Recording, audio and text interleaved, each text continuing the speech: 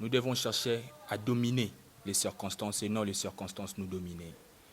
Et en cela, je vais dire, nous disons que le circonstance est mal choisi juste parce que nous voulons faire de ces débats un débat des individus. Mais si réellement nous nous éloignons de cette perspective de voir ces débats comme étant un débat des individus, on laisse ces débats comme étant un débat idéologique, et là on se rendra compte que réellement les circonstances n'est pas mal choisi.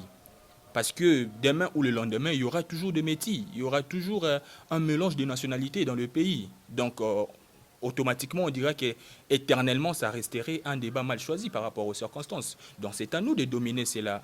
Et demain, qu'on devait réellement être quoi? Donc c'est un peu dans ces contextes-là lorsqu'on parle de la marginalisation et nous voyons l'infiltration qui provient réellement de l'extérieur. Et cette infiltration nous a détruits et continue à nous détruire si on ne prend pas garde. Verrouiller le pouvoir suprême de l'État. Et ça a un impact positif. Pourquoi? Parce que je sais, depuis l'école primaire humanitaire, on nous a appris que l'histoire est une science qui étudie les événements passés de l'homme, comprendre le présent, préparer l'avenir. Et si on s'est mis à buire, total réellement l'Obinabiso, on s'est dit qu'on a été victime de la marginalisation et infiltration. En vertu de quoi nous devons faire de notre mieux, verrouiller place wana ou c'est là qui est depuis longtemps et Kangabiso n'a l'un des éléments qui nous a pas permis de se développer développement scellé et qui poursuit réellement beaucoup des objectifs. Mais comme déjà Ndengezoloba Amika développement scellé, plus nous souhaitons et nous cherchons le développement et commun en scellé. Et c'est ainsi que cette ONG a été mise en place depuis 2015. Depuis 2015 que l'ONG existe. Et jusque-là, nous portons des actions pour le développement de l'Ancélé. Nous cherchons à recadrer la jeunesse. Nous cherchons à former ainsi que promouvoir les talents de jeunes, quoi.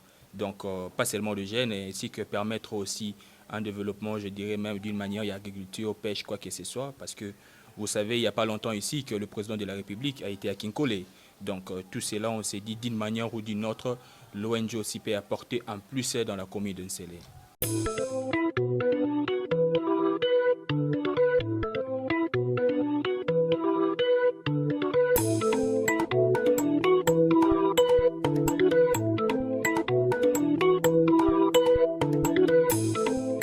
Bonjour à vous chers internautes, bienvenue sur Excellence Télévision, la force de l'imagination créatrice. C'est dans le cadre de votre émission Tout Terrain et merci à vous pour votre soutien, à votre journaliste par incorporation, Ecclésiaste Koulinfouka. Alors aujourd'hui, je viens avec beaucoup de sujets d'actualité. J'espère que vous serez satisfaits. Je suis comme ça accompagné de monsieur Div Kazadi Chamazaba, alias Dekate, l'ami du peuple. Alors, Yé Azali Bongo, coordonnateur ad interim, il y a ONG ADEN, Amical Development Télé. Il est président de la Fédération de la jeunesse de Kinshasa, du parti LTD. Il est comme ça le concepteur de l'idéologie Elengue Telema, P. Azali, leader d'opinion de la commune de Ntsele. Monsieur Div Kazadi Mbotenayo. Mbote Ecclésiaste Koulinfouka. Je suis très ravi de vous avoir sur mon plateau. On nous renseigne que vous êtes coordonnateur ad interim de l'ONG ADEN. Au cas où expliquer, Nabaimbo Kabazali Golanda Biso, ONG Wana ADEN Ezali Penzani Nipe Bosalarani Nikuna. Bon, comme tu viens de le dire, je suis bel et bien le coordonnateur en intérim de l'ONG ADN qui veut dire Amical Développement Scellé. Amical Développement Scellé. Et qui poursuit réellement beaucoup des objectifs. Mais comme déjà Ndengezoloba Amika Développement Scellé, plus nous souhaitons et nous cherchons le développement et commun en scellé. Et c'est ainsi que cette ONG a été mise en place depuis 2015. Depuis 2015 que l'ONG existe. Et jusque-là, nous portons des actions pour le développement de l'Ancélé. Nous cherchons à recadrer la jeunesse. Nous cherchons à former ainsi que promouvoir les talents de jeunes, quoi. Donc, pas seulement de jeunes, ainsi que permettre aussi un développement, je dirais même d'une manière, il y a agriculture, pêche, quoi que ce soit, parce que vous savez, il n'y a pas longtemps ici que le président de la République a été à Kinkole. Donc tout cela, on s'est dit d'une manière ou d'une autre, l'ONG aussi peut apporter un plus dans la commune de Nsele. Merci beaucoup, monsieur Div Kazadi. Tozolo Belabongo, chers internautes, Likamboyo Etali Congolité. Ça fait rage, on en a entendu parler de tous bords, la congolité.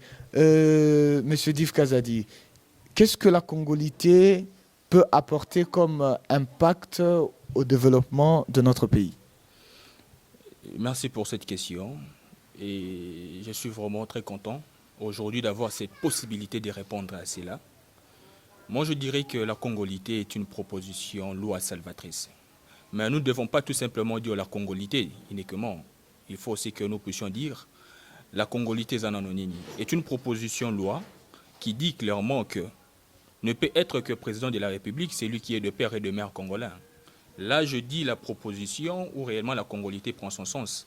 Parce que le problème, ce n'est pas seulement d'être de nationalité congolaise, ce n'est pas ça la question, mais plutôt verrouiller le pouvoir suprême de l'État. Et ça a un impact positif. Pourquoi? Parce que je sais, depuis l'école primaire humanitaire, on nous a appris que l'histoire est une science qui étudie les événements passés de l'homme, comprendre le présent, préparer l'avenir. Et si on s'est mis à buire, total réellement l'Obinabiso, on s'est dit qu'on a été victime de la marginalisation et infiltration. En vertu de quoi nous devons faire de notre mieux, verrouiller place Wana ou c'est là qui est depuis longtemps et Kangabiso n'a l'un des éléments qui ne nous a pas permis de se développer. Quand vous parlez de marginalisation, infiltration, vous faites allusion à quoi exactement?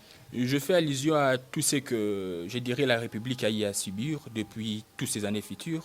Il y a eu des gens qui se sont infiltrés, hein, je dirais au Oran, Oran et Mboka, pour que réellement Baïbakovanda et qui n'étaient point des Congolais. Et cela a fait que nous puissions être victimes de la marginalisation, que nous puissions s'écarter en quelque sorte du chemin qu'on devait réellement être quoi. Donc c'est un peu dans ces contextes-là lorsqu'on parle de la marginalisation et nous voyons l'infiltration qui provient réellement de l'extérieur. Et cette infiltration nous a détruits et continue à nous détruire si on ne prend pas garde. Donc on doit retenir que vous soutenez ces projets de loi sur la congolité? Oui, je soutiens parce que je trouve que c'est vraiment un projet de loi. C'est vraiment un projet de loi qui permettrait à la République démocratique du Congo, je dirais, de s'en sortir quoi. Donc c'est ligne de proposition, c'est l'un des éléments fondamentaux qu'on ne peut pas négliger pour le développement de ces pays quoi. Et surtout que c'est quelque chose qui va plus nous aider pour demain. Merci beaucoup, Monsieur Div Kazadi. Ne pensez-vous pas que au-delà, il y a être de père et de mère congolais, il faudrait peut-être ajouter aussi avoir un époux ou une épouse congolaise aussi de père et de mère congolais? En tout cas, ce n'est pas ce qui dit la proposition loi. Donc vous ne pensez pas qu'on peut quand même ajouter ces détails-là? Parce qu'on remarque aujourd'hui que beaucoup de politiciens, bazoba la libanda mboka. Non. Moi, je dirais le choix du conjoint ou de la conjointe a été déjà bien légiféré. Donc, moi, je ne trouve pas les liens entre la proposition de loi et le choix qu'un individu peut porter. Ecclésias Koulenfouka peut être avec une Rwandaise ou Ougandaise, ça ne dérange pas. Ça dépend que de lui et de votre amour. Une fois que je deviens au pouvoir, vous ne pensez pas que les Rwandais ou les Ougandais peuvent aussi... voilà. Bon, ce qui est plus important, c'est que Ecclésias Koulenfouka est 100% congolais. Merci beaucoup, M. Div Kazadi. Merci à vous, chers internautes qui nous suivaient de tribord à bâbord. Merci à toi, Plamedi Pindi derrière la caméra. Merci à la lettre A en majuscule, Amadi, Achina, Anaël. Je sais que tu me suis. Nous continuons avec cette question sur la congolité. M. Div Kazadi, dans les circonstances que traverse la République démocratique du Congo, pensez-vous que le débat sur la congolité actuellement là est prioritaire? Ecclésias Koulenfouka, il y a une chose que je m'aimerais dire et souligner. En tant que des hommes, et quand je parle des hommes, je vois des hommes en grand esprit, nous devons chercher à dominer les circonstances et non les circonstances nous dominer. Et en cela, je vais dire, nous disons que les circonstances est mal choisi juste parce que nous voulons faire de ces débats un débat des individus. Mais si réellement nous nous éloignons de cette perspective de voir ces débats comme étant un débat des individus, on laisse ces débats comme étant un débat idéologique. Et là, on se rend compte que réellement les circonstances n'est pas mal choisies. Parce que demain ou le lendemain, il y aura toujours des métis, il y aura toujours un mélange de nationalités dans le pays. Donc, automatiquement, on dirait qu'éternellement, ça resterait un débat mal choisi par rapport aux circonstances. Donc, c'est à nous de dominer cela. Et ne faisons pas de ce débat un débat d'individu, mais restons réellement dans le débat qui est le débat d'idéologie. C'est un débat, de tel débat s'est déroulé aussi en France à l'époque de Sarkozy. On a réfléchi et on a porté des solutions, et jusqu'à ce que la réflexion a prouvé que peut-être ce n'était pas bon. Nous aussi, nous devons réfléchir. Quand tu dis non à la congolité, ça serait mieux que tu puisses argumenter et prouver réellement pourquoi tu dis non. Et non pour que tu dises que ezalinde parce que bazo linga boye to ba écarter mutu boye. Là, c'est ce qu'on dit être réellement des hommes moyens. Des hommes moyens qui veulent réellement, dirais-je, faire des débats par rapport aux individus, par rapport aux gens. Merci beaucoup, Monsieur Div Kazadi. Là, je m'en vais entamer quelques questions d'actualité. Nous avons fêté 61 ans d'indépendance de la République démocratique du Congo. Alors, à 61 ans, le bilan est-il positif selon vous? Mais j'aurais appris qu'il y a une école de pensée qui argumente que ils disent non à la congolité parce que, bien évidemment, tous ces Congolais-là, de père et de mère, sont à la base du chaos que subit notre pays aujourd'hui. Qu'est-ce que vous en dites? Moi, je ne partage pas cet avis entièrement. Je ne partage pas cet avis parce qu'entre nous soit dit, une loi ne peut pas, une proposition de loi ne peut pas être parfaite, mais on doit parfois regarder le pour et le contre. Et si on se met réellement à détailler le pour et le contre, on se rend compte que cette proposition de loi peut nous être vraiment avantagée, que laisser ne pas vouloir verrouiller le pouvoir suprême de l'État, quoi. Donc moi, je ne partage pas vraiment cet avis parce que je vis même là où le sang a réclamé presque partout. Je suis chrétien et je vois comment est-ce que Moïse, qui est grandi en Égypte, mais Moïse a fini par suivre son peuple qui était l'Israël. Et qu'est dire de Joseph, malgré qu'il était en Égypte, le sang a réclamé, il avait toujours cet amour pour l'Israël. Donc moi je crois que le sang a une forte mentalité à réclamer son frère ou sa sœur. Donc moi je ne trouve pas d'inconvénient à ça. Merci, Monsieur Div. Le bilan, après 61 ans, la RDC a 61 ans aujourd'hui, le bilan? Permets-moi de répondre à des volets à cette question. Je dirais en même temps oui, en même temps non. Et je commence par le non. Le non parce qu'après 61 ans, réellement, on devait bâtir quelque chose de noble. Le non parce que je me dis, le Canada, la Chine ainsi que d'autres pays, ce sont deux pays dont on a eu presque les indépendances dans la même année. Mais le loba comme Yoapi, comme Musika, nous sommes très loin. Donc c'est à ce point-là que je dirais non, parce que dans 61 ans, on n'a pas vraiment bâti comme il fallait. Je dis oui, parce que néanmoins, à la 61e année, on sent qu'il y a maintenant un processus de l'émergence. Je ne dis pas encore qu'il y a l'émergence, mais il y a au moins un processus, il y a au moins une lueur d'espoir qui commence à naître aujourd'hui, dans la 61e année. Et par quoi puisez-vous cette lueur d'espoir? Je dirais, je puise ça par de faits palpables, pas imaginaires, palpables, par rapport à tout ce qui déjà s'est passé ici dans la République. Aujourd'hui, il y a l'avènement d'un état de droit, c'est quelque chose qu'on a toujours voulu depuis longtemps. Aujourd'hui, on sent que la vie du peuple, la population, qui est bientôt là, tout sera palpable. On vient de voir comment est-ce que le Conseil des ministres a pris à Babiloko. Aujourd'hui, nous avons la gratuité de l'enseignement. Donc, depuis 61 ans, je dirais 58 ans, on n'a pas vécu cela. Mais c'était des choses qui étaient réellement légiférées. Il n'y a pas de constitution et tout. Donc, lorsque Komikoya, on peut dire clairement exactement qu'il y a une lueur de sport, quoi. Et parlant du chef de l'État, pensez-vous, d'abord vous-même en tant que leader d'opinion, y a-t-il vraiment une raison pour la jeunesse d'aujourd'hui de soutenir le chef de l'État, Félix-Antoine Tshisekedi? Je réponds oui. Pourquoi? Parce que moi, je crois que le président de la République a un mandat, au-delà de son mandat, de pouvoir sortir le peuple congolais dans cette difficulté, dans cette pénurie. Je dirais qu'il est appelé à mettre un peu de la fondation. Et quand je dis cela, ce n'est pas par rapport, moi je ne me limite pas à l'imagination, c'est par rapport aux faits. Et nous, cette génération, nous devons prendre cela en conscience et en considération. Et nous devons réellement être conscients et être une génération consciencieuse. C'est-à-dire, lorsque Azabandi Kotonga Bandi Kocha Fondation, nous serons appelés Yakomati Sabami et à Kotoale. En dépit de quoi nous devons soutenir Evre Nae, Acha Fondation Nae bien. Je précise une chose. Ce n'est pas par le président de la République que proviendra le développement, selon ma perspective. Mais c'est par le président de la République que nous aurons les fondations du développement. Donc, nous devons le soutenir afin que Ako qui sa idéologie n'aille. Merci beaucoup, Monsieur Div Kazadi.